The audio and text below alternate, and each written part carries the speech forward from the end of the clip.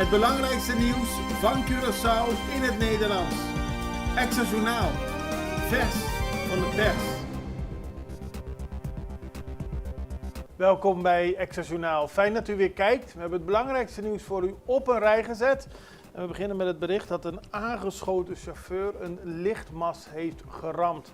Het gebeurde gisteravond, iets na 7 uur. De man was in beschonken toestand in zijn pick-up ter hoogte van Cerro Grande tegen een lichtmast aangereden. Dat zorgde ervoor dat allemaal elektriciteitskabels op straat vielen. De politie kwam, heeft de boel afgezet, de weg vrijgemaakt. Aqualectra kwam, heeft de boel gerepareerd. Maar dat betekende wel dat verschillende wijken op Curaçao voor bijna 3 uur lang zonder stroom zaten. Onder meer bij Cerro Grande, maar bijvoorbeeld ook bij Montaña. De man is aangehouden en hij zal verantwoordelijk worden gehouden voor de schade die hij heeft veroorzaakt. Opnieuw agenten veroordeeld. Gisteren is een 49-jarige vrouwelijke agente veroordeeld. Ze heeft 5 maanden voorwaardelijke gevangenisstraf opgelegd gekregen, 150 uur taakstraf en een proeftijd van 1 jaar. Volgens de rechter is bewezen dat ze tussen januari 2021 en december 2022 water en elektriciteit heeft gestolen van Aqualectra. Ook heeft ze 4 medewerkers van het bedrijf bedreigd. En ze heeft valse verklaringen ingevuld over goederen die ze uit het buitenland had besteld. Daarbij zou ze douanegegevens over de waarde van de goederen hebben vervalst. In de rechtszaak beriep de vrouw zich op haar zwijgrecht. Dat vond de rechter jammer. Hij wilde graag weten waarom ze tot al deze daden was gegaan.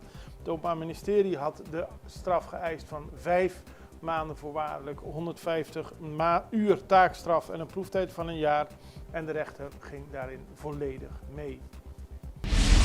Cem gaat nieuwe minister voordragen, dat zei Anthony Gaudet. Die zit nu in het parlement namens de partij Cem. Vorige week werd bekend dat Jason Vulling zijn kandidatuur intrekt. Hij wilde minister van SOHW worden. Hij is al kabinetchef van het ministerie, maar hij trok zich terug. En Anthony Gaudet liet weten, gisteren aan de Extra, dat maandag bekend wordt wie de kandidaat wordt voor de partij Cem. Volgens hem is er de afgelopen maanden veel werk verricht door de partij binnen het kabinet. En de partij heeft nu iemand nodig die dit werk gaat uitvoeren, aldus Anthony Gaudet. 80% heeft inkomen onder de 3000 gulden. Volgens een onderzoek naar financiële inclusie in 2020 en een arbeidsmarktonderzoek uit 2019 van het Centraal Bureau voor de Statistiek verdient 80% van de bevolking van Curaçao een salaris onder de 3000 gulden per maand. Het gemiddelde salaris in 2019 bedroeg iets meer dan 2000 gulden. Deze gegevens werden door de overheid gepresenteerd naar aanleiding van vragen van het parlement tijdens de behandeling van de wet voor een basisbetaalrekening voor alle burgers. Die basisbetaalrekening moet ervoor zorgen dat iedereen een bankrekening kan krijgen. En dan worden speciale limieten gesteld hoeveel geld je daadwerkelijk kunt laten storten of zelf kunt storten op die rekening. Dat is dan beperkt tot 3000 gulden. En daarin werd ook bekend dat dat het bedrag is wat meer dan 80% van de bevolking maximaal verdient. Een deel van de bevolking verdient meer. Dus dat is 6,7% verdient tussen de 3 en de 4000. 4,5% tussen de 4 en de 5000. Politie waarschuwt voor oplichting. De politie heeft gewaarschuwd voor oplichting. Er zijn mensen die huren een auto met een valse ID en ook een vals adresgevers op en die verkopen die auto. Degene die de auto koopt maakt dan een deel van het geld over en probeert dan de auto op zijn of haar naam te zetten. En dan blijkt dat de auto niet van de verkoper was. Dat levert schade op natuurlijk. Mensen betalen geld zonder dat ze er iets voor terugkrijgen. Huurauto's zien hun auto's niet meer terugkeren. En de politie laat weten dat er meerdere mensen zich mee bezighouden. Er zijn al enkele arrestaties verricht, maar er zijn aanwijzingen dat er nog meer personen zijn betrokken bij deze praktijken, aldus de politie. En dan de gouverneur opent de deuren. Het gouverneurspaleis in Fort Amsterdam opent de deuren. En dat gaat allemaal om het 70-jarig bestaan van het statuut. Dat wordt op 15 december gevierd. Dat wordt op verschillende manieren gevierd, maar een van de manieren is dat je daadwerkelijk in het huis van de gouverneur kunt kijken. Er zijn allemaal activiteiten. Er is ook een hele grote marine demonstratie in de Sint-Anna-baai. Er is cultuur, er is muziek. Er zijn allemaal activiteiten waarbij we stilstaan bij het belang van 70 jaar statuut. En dat is namelijk niet niks. Dan gaan we naar Aruba, want nu zijn de cijfers bekend van de mensen die tijdens de verkiezingen hoeveel persoonlijke stemmen ze hebben gekregen. Zoals bekend heeft de AVP de verkiezingen gewonnen. Die hebben nu 9 zetels. De MEP heeft 8 zetels. De grootste stemmentrekker was Evelien Wever-Kroes, maar zij daalde wel. Dus ze had in 2021 meer dan 7500 stemmen en nu iets minder dan 6500. Mike Eeman daalde ook, die had meer dan 6.500 stemmen in 2021 en iets meer dan 5.000 dit jaar. Maar Wendrik Cecilia maakte de grootste stijging. Hij had in 2021 nog 482 stemmen en nu bijna 5.000. En Wendrik Cecilia is de nummer 1 van de AVP-partij. Hij werd vlak voor de verkiezingen bij het inleveren van de kandidatenlijst naar voren geschoven door Mike Eeman. En hij heeft er dus voor gezorgd dat er heel veel mensen op hem hebben gestemd. Andere mensen in de top van de stemmentrekkers zijn Geerlien Kroes van de partij Futuro, die 3 zetels heeft gekregen. Dangi Audubert, Otmar Audubert en Stephanie Sevinger. Gefeliciteerd nog iedereen met de vele stemmen die ze hebben gehad. In Aruba zijn er inmiddels de consultatierondes begonnen om te kijken welke regering het land gaat krijgen. We gaan even over naar de break. We zijn zo bij u terug. Extra in Nederland. Van Amsterdam tot Arnhem, van Groningen tot Maastricht. Extra is erbij. Volg Extra Digitaal en blijf op de hoogte van de belangrijkste ontwikkelingen in Nederland. Extra Digitaal is te zien op verschillende platforms en kanalen zoals WhatsApp, YouTube, Facebook, Instagram en ook TikTok. Wilt u ons op de hoogte brengen van een evenement of iets doorgeven? Neem contact op via WhatsApp, e-mail, Facebook of bel gewoon 0613642945.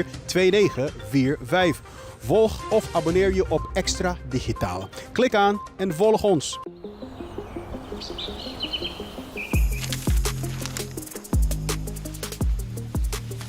Welkom op Curaçao, een van de mooiste eilanden in de Caribiën, een ware parel. En het is een eiland waar je van heel veel zaken kunt genieten. Van de natuur, van de zee, van het eten, van de mensen en zoveel meer. Curaçao is een eiland waar heel veel gebeurt op het gebied van politiek, cultuur, sport en zoveel meer. En Extra Journaal brengt het belangrijkste nieuws van Curaçao. Maar we hebben ook aandacht voor al het nieuws op Bonaire en Aruba en op de bovenwinden, Saba, Sint Maarten en Sint Eustatius. En we belichten al het nieuws van alle kanten. Het nieuws is duidelijk, actueel en vers van de pers. Extra Journaal, elke werkdag op Salto. Op Curaçao zijn we de hele dag bezig met het maken van Extra Journaal. Volg ons op je favoriete Amsterdamse zender, Tauro.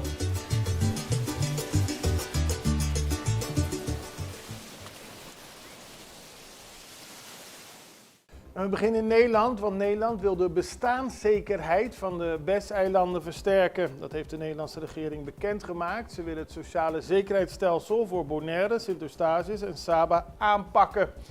Doel is de bestaanszekerheid van inwoners te versterken, aldus het kabinet Schoof. In een brief aan de Tweede Kamer worden plannen gepresenteerd om de bestaande voorzieningen beter aan te laten sluiten op de lokale behoeften. Dat betekent onder andere hogere uitkeringen, een uitgebreider verlofstelsel en nieuwe maatregelen voor werkloosheidssteun. En dan gaan we naar een interessant interview dat collega Valeska Diaz had met Ralph Winet. Hij is van Cargando Narrativa, in het Engels Carrion Narratives. En organiseert op 16 december een open podium bij Parasassa met een politieke of een maatschappelijke insteek. Kunst als protest tegen de stranden die steeds minder toegankelijk zijn voor de bevolking en steeds meer achter betaalsystemen gaan. Dus in de zin dat mensen niet zomaar naar het strand kunnen gaan, maar moeten betalen. Op Parasassa gaat dat ook gebeuren en daarom heeft Cargando Narrativo op 16 december een literair platform georganiseerd. Open mic, dus iedereen kan komen die een gedicht, een rap, een dans, een monoloog, wat dan ook heeft. Het is interessant om dat te zien natuurlijk en Ralph Winet legt uit wat we kunnen verwachten. Wij vanuit Carrying Narratives, we zijn een schrijversplatform, literaire platform en kunstenaarscollectief. En wij organiseren al 3 jaar open mics. En de komende open mic hebben we komende maandag 16 december hier bij Sonesta, of ook wel genoemd Parasasa. Deze open mic gaat over wat er gebeurt met de lokale stranden en die ontwikkeling. En het is een avond waar kunst als protest naar voren kan komen en waar we 2 gasten hebben, 1 literair en 1 muzikaal. Het is open voor de hele volk om hun opinie te uiten door middel van kunst. Dus als je een podiumkunstenaar hebt en iets wil delen die over deze thema is, ben je welkom. Vanaf 6:30 zullen we hier zijn en om 7 uur beginnen we. Van 7 tot 9 hebben we de hele avond waar eigenlijk het podium open is voor iedereen om hun kritiek te laten luiden over deze thema. Dan gaan we naar iets heel anders, want Scoba heeft een galafeest georganiseerd in het PWFC-gebouw. En Scoba is het overkoepelende orgaan van alle dansscholen op Curaçao. En deze probeert de lokale danstraditie in ere te behouden. Het was een mooi feest. Anthony Heile was aanwezig en die heeft mooie beelden gemaakt, waarin te zien is dat de leden met veel passie en toewijding onze prachtige danstradities laten zien.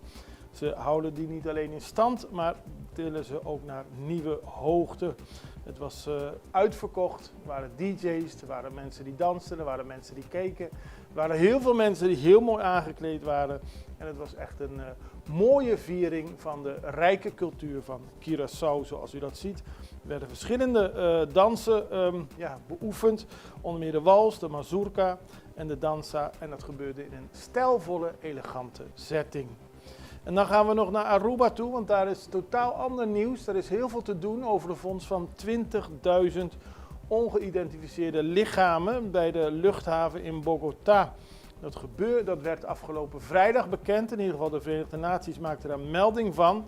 Nu heeft de Colombiaanse minister van Defensie, Ivan Velasquez, laten weten dat er een interventie moet komen. Want het is volgens hem niet zoals de VN laat weten. Colombia ontkent de claims van 20.000 lichamen op Bogota Airport. Dat moet toch allemaal onderzocht worden en de regering is er vooral heel verbolgen over dat het land in diskrediet wordt gebracht. Het wordt nog onderzocht en we zullen het voor u in de gaten houden.